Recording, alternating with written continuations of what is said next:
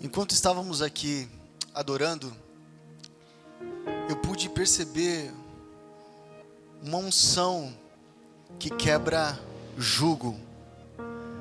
Sabe, queridos, eu não sei como você chegou aqui, mas uma coisa eu tenho certeza: você não sairá da mesma forma, porque tem descanso para você, tem descanso para o seu coração. Deus, Ele não improvisa nada, a obra dele é completa. Ele não tem um plano B, ele tem o seu plano e o seu propósito. Passe céus e terra, mas a palavra dele jamais passará. E nós somos alvo da sua palavra. A palavra criativa de Deus, a sua glória se manifestando através dos filhos. Tem filhos de Deus aqui que conhecem a sua identidade e fluem debaixo dessa unção. O que move meu coração, a mensagem que todos os dias grita dentro de mim, é o testemunho interior do Espírito Santo dizendo que somos filhos. E o Espírito testifica ao nosso espírito que somos filhos de Deus. Jesus não veio fundar uma religião, ele veio fazer o Pai conhecido. Em todo o contexto da Bíblia você vê o Pai dizendo: vocês precisam acessar um lugar onde vocês irão conhecer sobre mim, onde vocês irão desfrutar da minha glória. É um Deus chamando um povo para se relacionar. Na nova aliança nós iremos ver um filho glorificando o Pai. O Pai levantando e mostrando diante de todos: esse é meu filho. O filho glorifica o Pai. O Pai glorifica o Filho. E o Filho envia o Espírito Santo. E o Espírito Santo está dentro de você. Ele habita em nós. E sabe, e a sua forma de se movimentar, ele flui e ministra com gemidos inexprimíveis. Então deixa ele falar aí, querido. Deixa ele se movimentar, porque aquilo que você não consegue dizer com as suas palavras, existe uma tradução do Espírito, porque ele ora segundo a vontade do Pai. Então deixa o Espírito orar, deixa ele ministrar o seu coração. Que não seja uma noite onde você vem só para receber algo, que você venha entregar ao Senhor, dedicar a sua vida, o seu coração. Porque apaixonados descobre o que o Pai gosta. Descobre. Sim, eu não vim aqui só para liberar algumas palavras. Isso aqui não é uma palestra, é uma transferência daquilo que o Senhor tem colocado em nossos corações. Nós transmitimos a glória de Deus, porque somos cheios dela. Tem pessoas cheias do Espírito aqui? Então se mova nele. Deixa com que ele fale por você. A gente passa uma vida inteira nos justificando, e Deus está dizendo: não, vocês já foram justificados. Você não precisa militar em causa própria. Não existe mais condenação. A gente fica tentando sempre arrumar desculpa para aquilo que a gente não faz. E eu sempre digo aqui na igreja que aquele que é bom de argumento é ruim de arrependimento. Aquele que tem muitas desculpas é porque não quer arrumar a casa. Quando eu vou conversar com alguém, seja na hora do gabinete ou uma orientação pastoral, e eu vejo que a pessoa, ela está totalmente armada de desculpas, eu não consigo me aprofundar, porque ela ainda está escondida atrás das suas próprias causas. Mas quando alguém começa a descortinar o coração e dizer: o problema está aqui, ó pastor, Deus já me tocou, o Espírito Santo vem me incomodando, então isso é o primeiro passo para a transformação. A palavra do Senhor diz lá em Salmos, o capítulo 6, Davi dizendo: enquanto eu mantive os meus pecados inconfessos, a minha estrutura secou. Uma busca genuína. Deus não está buscando adoração, Ele está buscando adoradores. adoradores que adorem o Pai em espírito e em verdade. Sabe por quê? Se ele tiver o coração do adorador, consequentemente ele vai ter adoração. Porque adoração não é produzida na terra. Adoração, ela vem do céu e carrega as nossas vidas, carrega a nossa bateria espiritual, e isso nos mantém, porque adoração é devolver, é dedicar ao Senhor aquilo que lhe é direito, é dizer que Ele é santo, maravilhoso. Declaramos que esse lugar está totalmente receptivo para aquilo que Deus irá realizar nessa noite. Amém? Eu quero te convidar a abrir a palavra do Senhor no Evangelho de João, o capítulo 14.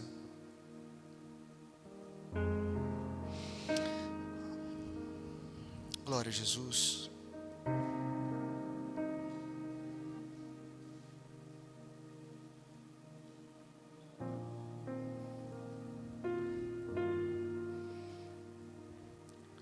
Evangelho de João, o capítulo 14.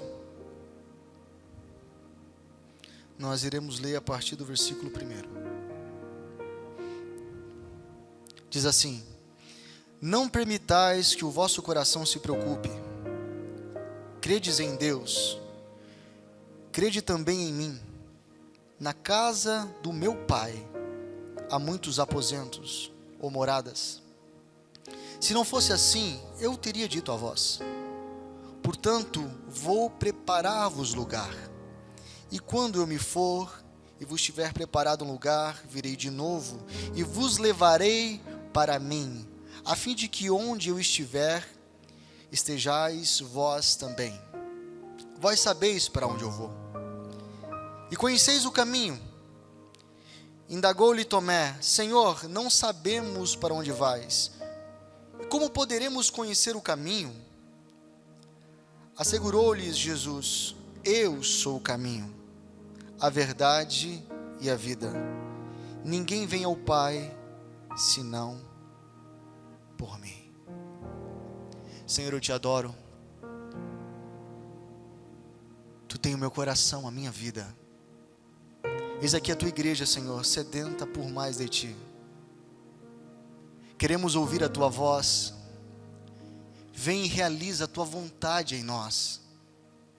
Clamamos por mais de ti. Nos toma, Senhor, e nos leva ao caminho do teu coração. Essa é minha oração em nome de Jesus. Amém. Amém. Esse texto me pegou por dentro. Um texto muito conhecido.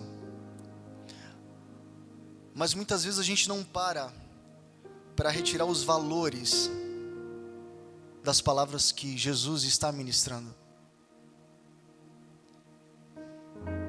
Esse capítulo 14, ele vem justamente após ao momento que Jesus está na mesa com os discípulos.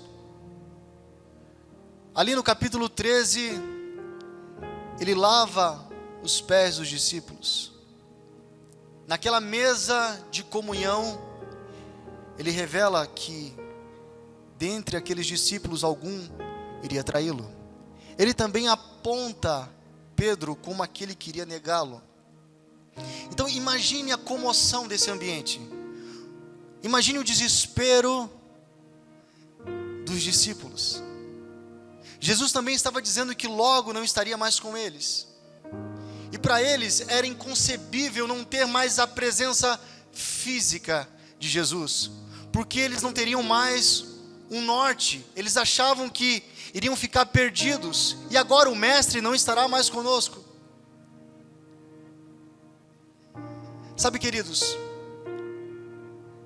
no momento onde o nosso coração se perturba e se preocupa, vem uma palavra do Senhor Jesus dizendo: não se turbe o vosso coração. Ele está dizendo: não se agite o seu coração. Naquela realidade onde os discípulos estavam com medo e perturbados, Jesus veio trazendo calmaria em meio ao caos, dizendo: vocês não precisam ficar preocupados. Não permita com que o espírito de vocês se agitem. E tem uma resposta para isso, existe um motivo. Ele diz: crede em Deus, crede também em mim. Eu estou com vocês, agora fisicamente, e estarei até a consumação dos séculos. E perceba, se Jesus disse que é possível não se preocupar, não se agitar, é porque porque Ele conhece a nossa realidade humana. Ele sabe que nós somos pó, e qualquer coisa nos tira do propósito. Nós somos levados pelas nossas emoções, e a alma, ela sempre está desejando coisas fora de Deus.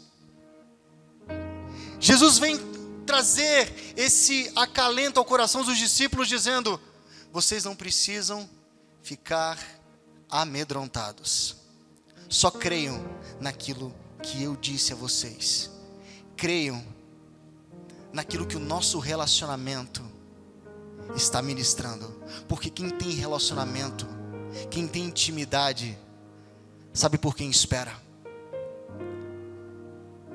O que nos traz medo? O que nos deixa desassossegados? Será que nós conseguimos manter o nosso espírito em paz, enquanto aqui fora tem caos? Será que você consegue dar uma ordem à tua alma e dizer: aquieta-te, pois ainda louvarei ao Senhor? Pastor, mas eu não tenho motivo de dizer isso. Olha a minha situação, tem enfermidade na minha casa, eu não consigo dar volta nas minhas contas, parece que tudo que eu faço não dá certo, eu não tenho motivo, o meu coração está perturbado. Ei, eu quero te dizer nessa noite, Deus está dizendo: você não precisa se preocupar, porque a tua situação aqui fora não determina quem você é. Você é filho, e você tem um pai, e o pai sabe o que os filhos precisam, aleluia. O teu coração precisa estar seguro nele, porque, queridos, a gente não pode entregar o nosso coração a situações, nós não podemos entregar o nosso coração a pessoas, porque pessoas não sabem cuidar, por isso que a gente se frustra, a gente vive batendo a cabeça porque a gente tenta forçar algumas coisas, e Deus está dizendo: filho, no meu sobrenatural, para ti acontece naturalmente. Você pegou isso? Quando o sobrenatural de Deus é estabelecido na terra, a gente não precisa fazer nada, a gente não precisa maquiar, a gente vai andando e naturalmente a porta vai se abrindo, porque tem o teu nome, tem o teu espaço. Ah, pastor, mas por que ainda não aconteceu? Talvez porque ainda não era o tempo, ou porque essa porta não era para você. Jesus está dizendo: eu sou o caminho. Existe um único caminho, e quando você entra, quando você decide caminhar sobre ele, sobre a sua palavra, agora quem te conduz é o Espírito. É o Espírito da verdade, o Espírito do Cristo, do ungido, que tem que te carregar. Não dá mais para sair e querer fazer um caminho paralelo. Nesse caminho existem renúncias, nesse caminho também tem pedras, tem decepções, mas o segredo está naquilo que ele disse: crede em Deus, crede também em mim. Não dá mais para ficar arrombando portas. Eu não sei para quem eu estou dizendo, mas o Espírito de Deus está ministrando à igreja. Quem tem ouvidos, ouça. Não dá mais para ficar buscando resposta na terra. Existe uma liberação do céu sobre a igreja. O que a gente precisa é tirar os olhos da terra e colocar os olhos no céu.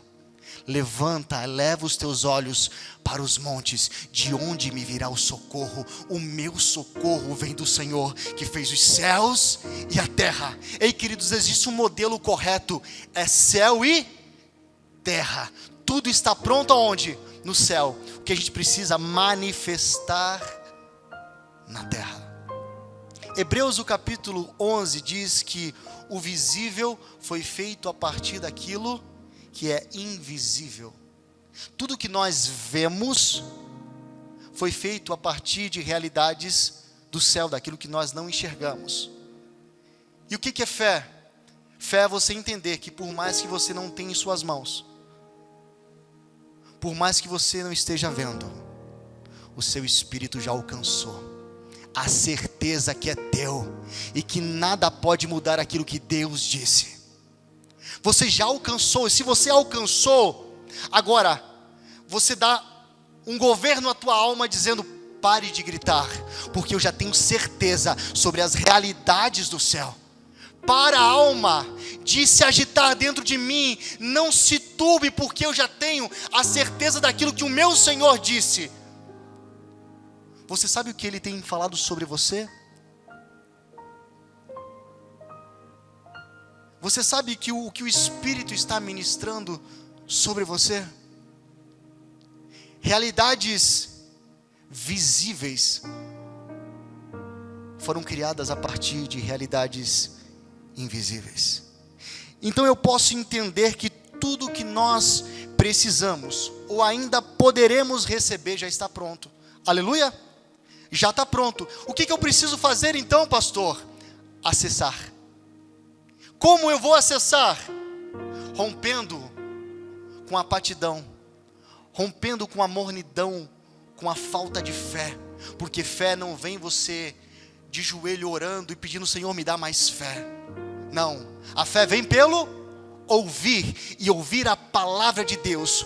Os filhos têm sede por saber quem Deus é, por ouvi-lo, e quanto mais você ouve sobre Deus, uma porção de fé adicionada dentro de você, então a sua visão começa a aumentar, começa a ampliar. Você deixa de ver as coisas que te param, as muralhas que para alguns é só um cisco, mas para outros é uma muralha. Depende de onde você está, depende se você está num poço ou se você está nos montes.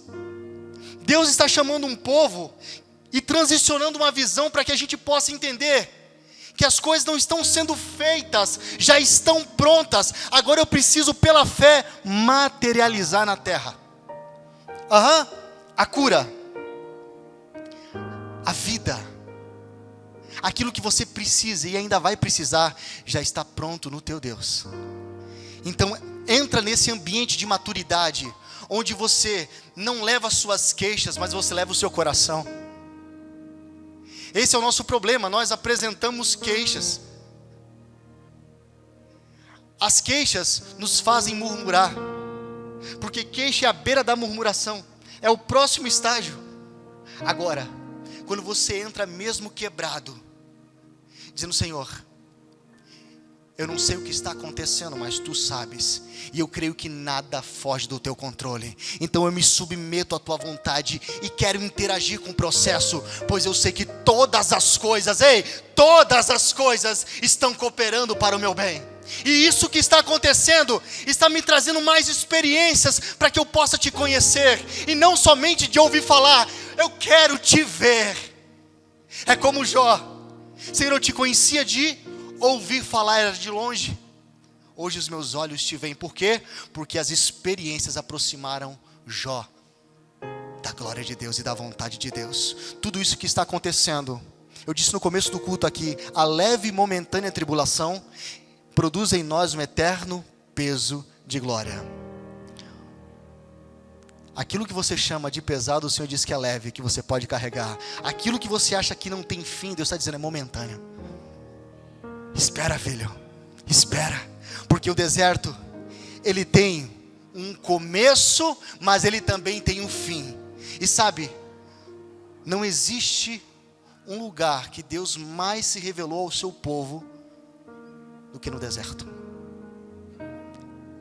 Era coluna de fogo, era nuvem, era maná, era codornizes, era tudo. Deus estava o quê? Se revelando e transicionando uma geração que tinha a mente cativa no Egito, dizendo: vocês precisam conhecer a minha glória, vocês precisam ter a revelação de quem eu sou pai e quero cuidar do meu povo. Deus estava transicionando uma geração. Hoje, nós estamos vivendo os últimos dias, queridos, e Deus está mudando a nossa mente.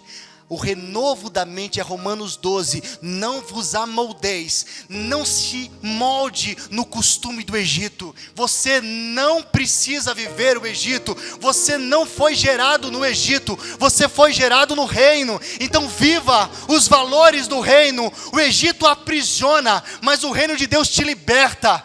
Ei, foi para a liberdade que Cristo te libertou. Ei, verdadeiramente sois livres em Deus, amém? Então para de olhar para trás, olhar para as cebolas e os pepinos do Egito. Deus está dizendo: eis que faço uma nova obra no meio de vós. Será que não percebestes? Oh, aleluia! Uma fé que atrai o invisível. Quando você clama e o combustível fé está em ação, você atrai o extraordinário e o sobrenatural. Aquilo que foge da ordem, aquilo que foge da naturalidade. É isso que a fé faz. Nós acessamos o coração de Deus pela fé. Por isso que Jesus está dizendo aos discípulos: crede em Deus, crede também em mim. O coração do homem, ele se desespera, porque de fato não conhece o Senhor, de estar com Ele. Conhece de ouvir. E também não conhece o que Deus disse a nosso respeito. Por isso que a gente se atemoriza. Eu sei que nessa vida, nessa trajetória, nós teremos aflições. Mas Jesus disse: eu venci, e vós também vencereis. Sempre existe o escape, existe a saída.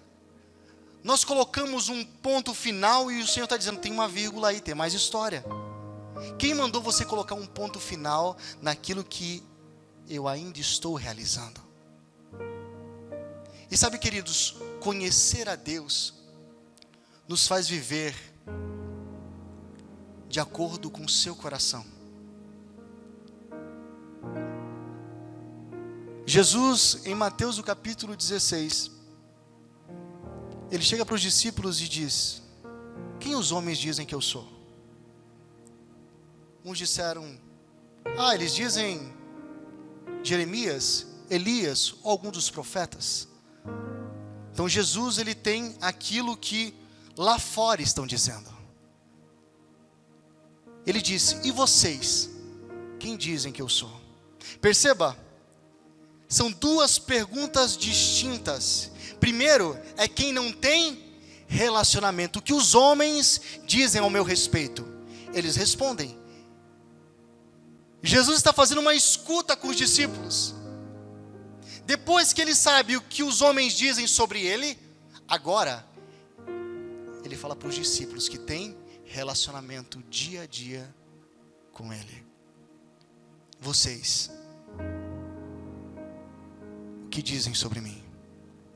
E a palavra do Senhor diz que Pedro toma a palavra e diz: tu és o Cristo, o Filho do Deus vivo. Pedro teve uma revelação de quem é Jesus. Perceba, queridos, que para alguns Jesus é só um profeta, é mais um homem iluminado. Agora Pedro está recebendo do próprio Deus a revelação de quem é o Filho. Quando ele diz tu és o Cristo, ele está dizendo tu és o ungido de Deus, o Filho de Deus, o Messias. E quando você tem a revelação da identidade de Cristo, você recebe a revelação da sua identidade.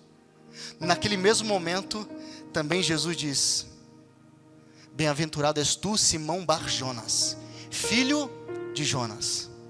Agora tu és Pedro. E sobre essa declaração que você acabou de dizer, que eu sou o Cristo, eu edificarei a minha igreja, e as portas do inferno não prevalecerão contra ela. Mas aquele mesmo homem que recebe a revelação de quem é Jesus, Momentos depois, ele chega para Jesus e diz: não, o Senhor não pode ir para a cruz. Isso não pode acontecer contigo, tenha piedade de ti. Sabe o que Jesus diz? Para trás de mim, Satanás, que me serve de pedra de tropeço, que me serve de cilada. O mesmo homem que recebeu a revelação, e a partir dele a igreja seria levantada, a partir dele, numa pregação, lá em Atos, o capítulo 2, mais de 3.000 almas seriam convertidas. Ele recebeu uma chave. Esse mesmo homem agora está dizendo: Senhor, tenha piedade, o Senhor não pode morrer. Ele estava querendo tirar Jesus do propósito. Essa é a mentalidade do homem, porque às vezes nós estamos conectados com o céu, mas muitas vezes nosso coração quer arrumar artifícios, quer arrumar desvios, atalhos, para aquilo que precisa acontecer. Não, Jesus nasceu, e o seu foco já era a cruz, desde o seu nascimento, desde aquela manjedoura, a sua visão era a cruz. Ele morreu para cumprir o que fora dito.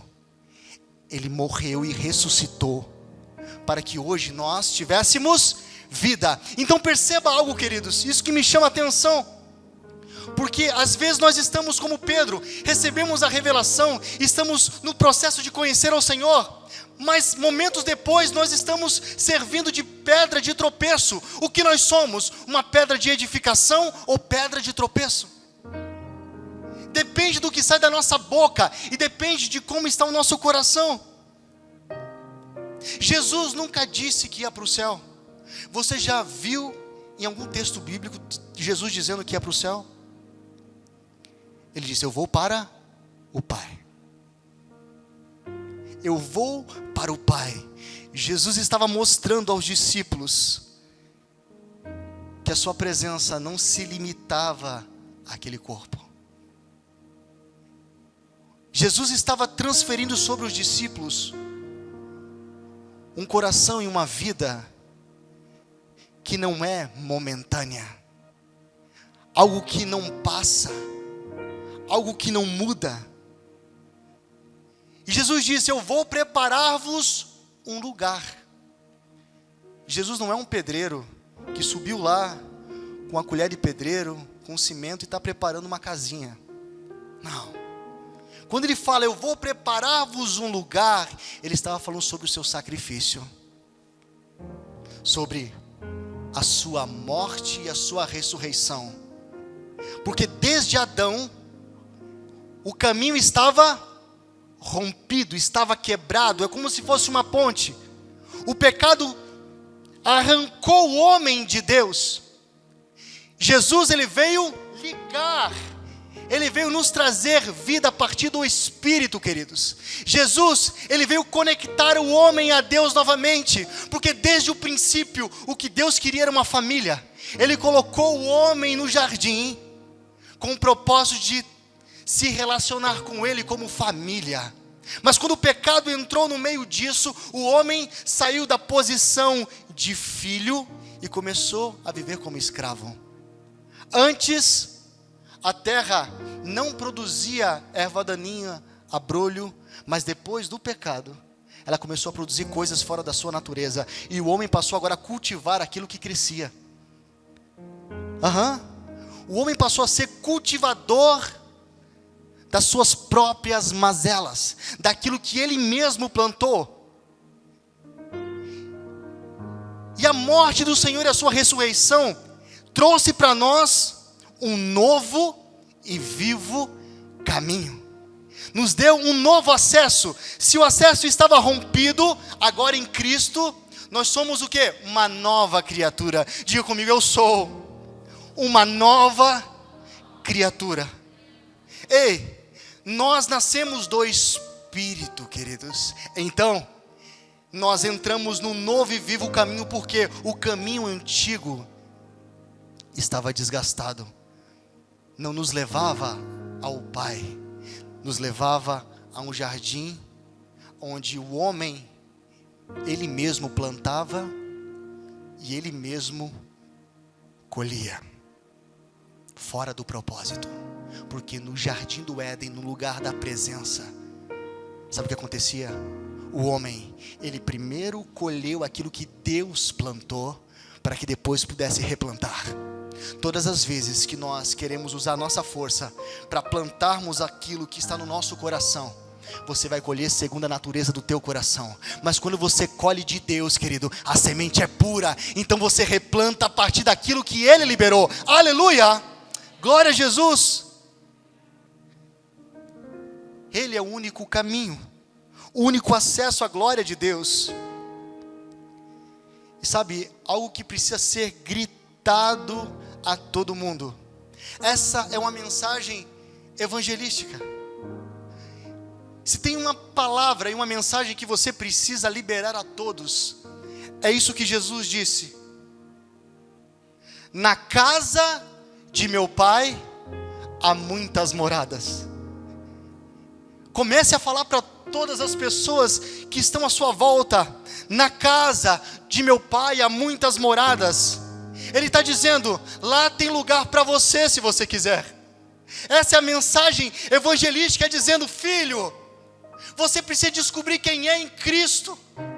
Você precisa entender que agora você vive em novidade de vida. Você precisa desvendar os mistérios de Deus a partir de um relacionamento. Grave essa palavra, diga às pessoas que estão à sua volta: na casa do Pai tem muitas moradas, e lá tem lugar para você. Lá tem lugar para você. O que você precisa é clamar por Ele e dizer o quanto você carece da sua glória, do seu poder. É dizer que você confessa a Ele como Senhor e Salvador, e a partir disso, querido, algo muda, não aqui fora, mas aqui dentro. E agora nós estamos no processo chamado santificação. Às vezes nós queremos uma mudança externa, e eu não estou aqui batendo em dogmas de igreja. Não adianta, queridos, eu estar com a beca. Já disseram um dia para mim: pastor, por que você prega com essas roupas? Hoje eu ainda estou bonitinho. Tem dias, queridos, que eu estou só de camisa. Por que o senhor não usa uma gravata? Eu falei: porque me enforca. Mas muda a mensagem. Um dia eu fui pregar numa igreja, chegamos um pouco antes, e o pastor disse: você não pode assumir o púlpito dessa maneira. Eu falei: de qual maneira? Ele falou: você precisa de gravata e de terno. Eu olhei para o relógio e disse: eu vou correr. Cheguei em casa, botei o terno e a gravata. Sabe por quê? Porque eu não estou preocupado com aquilo que está acontecendo externamente, ou com dogma religioso. A minha missão é tocar vidas, seja com gravata, seja sem, seja com terno, seja sem. O que importa é que eu possa dizer: na casa do Pai há muitas moradas, e se você quiser, tem lugar para você. Nós somos transmissores dessa palavra, queridos. A gente fica preocupado com o tamanho da saia, medindo em dedos. Nós ficamos preocupados com o tamanho de cabelo. Mas sabe, às vezes dentro de nós é um sepulcro caiado, carregado de um monte de coisa morta. E o Senhor está dizendo: ei, esse povo me honra com os lábios, mas o coração está distante de mim. Do que adianta, queridos? Ei, santificação é uma busca que nunca para, é você sendo cada dia melhor, é você se transformando cada dia, a imagem de Jesus, é o caráter de Jesus por meio do Espírito Santo, sendo construído dentro de nós. Ei, você não pode olhar para trás e perceber que hoje você nem está na mesma condição. Não. Então não é Jesus que passou pela sua vida, porque todos os lugares que Jesus passou foi transformado. Todos os lugares. Eu não conheço um lugar que não foi marcado e houve transformação. Eu não estou falando de uma religião que faz você enxergar apenas um céu. Não. Jesus não quer fazer você fazer uma viagem de espaçonave para você enxergar o céu. Não.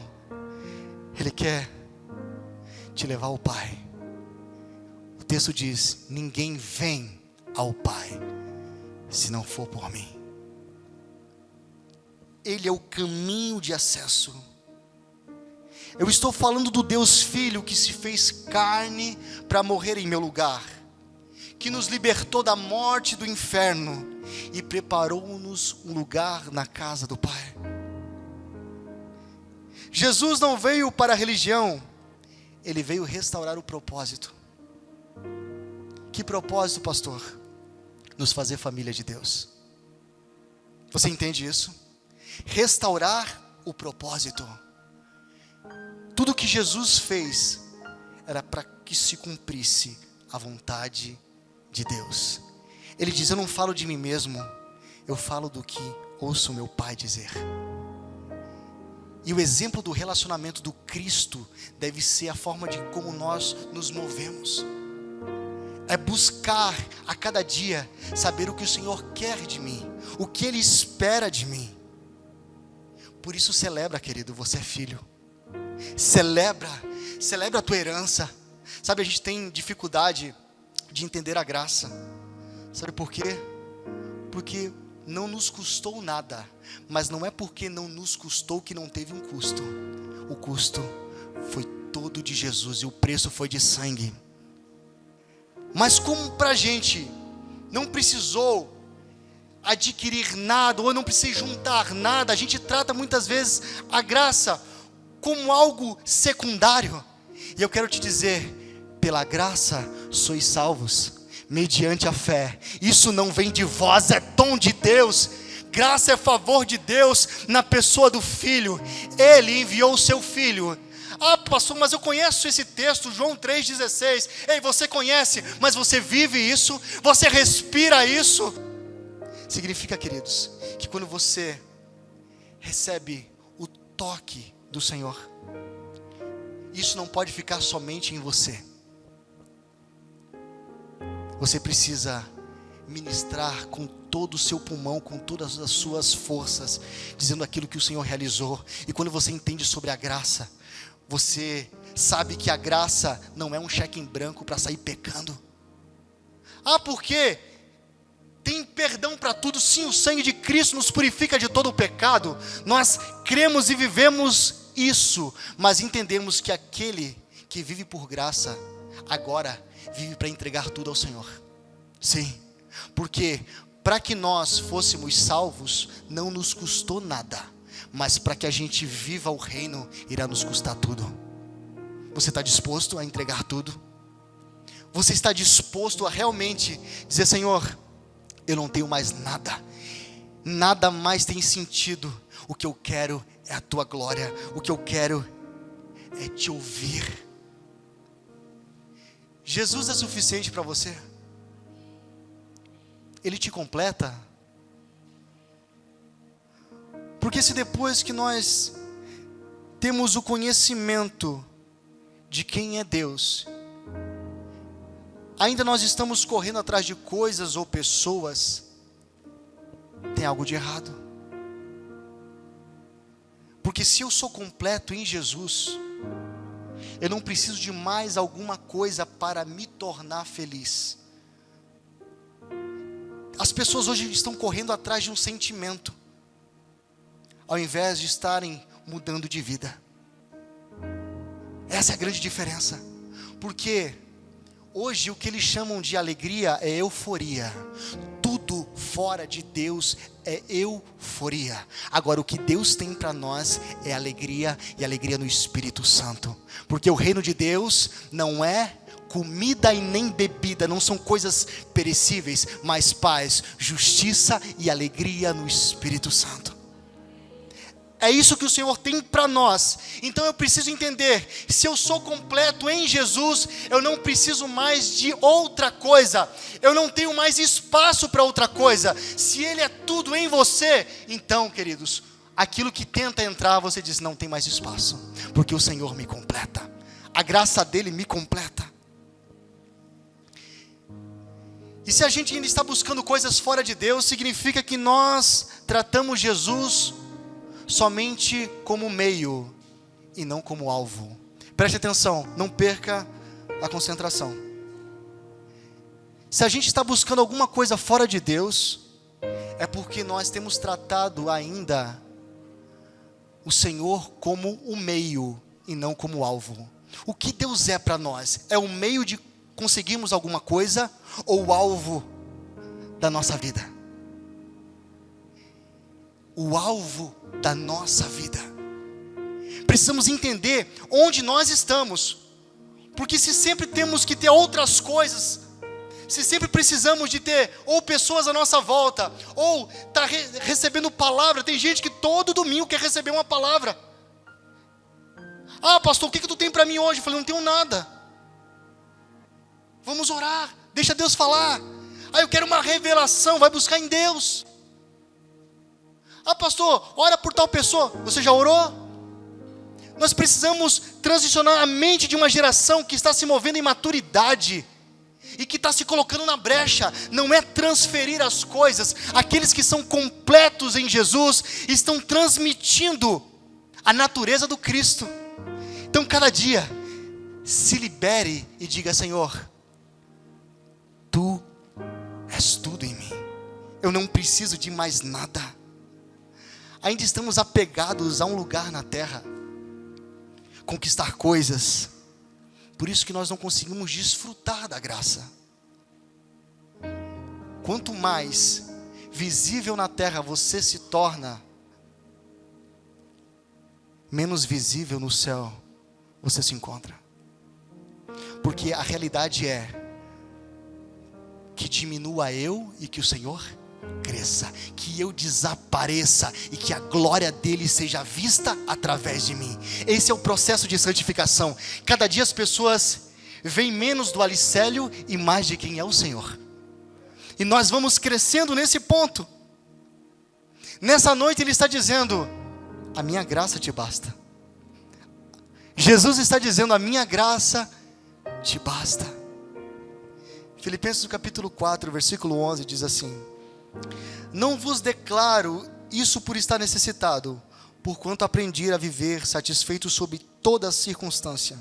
Sei bem o que é passar necessidade, e sei o que é andar com fartura. Aprendi o mistério de viver feliz em todo lugar e em qualquer situação. Esteja bem alimentado ou mesmo com fome, possuindo fartura ou passando privações. Olha o segredo aqui. Paulo está dizendo: eu aprendi. Ele conclui dizendo: tudo posso naquele que me fortalece. Você pode repetir isso? Tudo eu posso naquele que me fortalece. Você pode dizer novamente? Tudo eu posso naquele que me fortalece. Aprendi a estar satisfeito. É um aprendizado. Porque a circunstância aqui fora não muda quem você é aqui dentro. As privações não podem roubar o teu coração e a adoração. Independente da situação, o teu coração precisa estar nas mãos do Senhor. Porque todas as vezes, queridos, que nós queremos tomar o nosso caminho, nós tiramos o nosso coração e a nossa dependência do Senhor, e acabamos criando caminhos alternativos, saídas de emergência. Eu profetizo nessa noite que Deus está fechando todas as saídas de emergência. Não tem mais saída de emergência, não tem improviso. O que nós iremos fazer é mergulhar no Senhor. Se eu estou enfermo, glória a Deus. Se eu estou sadio, glória a Deus. Se eu tenho que comer, glória a Deus. Se me falta, glória a Deus. Tudo posso naquele que me fortalece. Necessidade ou fartura não tem poder de tirar o meu coração das mãos do Senhor. É isso. Nós somos completos nele. Eu vejo muitas pessoas falando: tudo posso naquele que me fortalece, para conquistar, garantia para ter.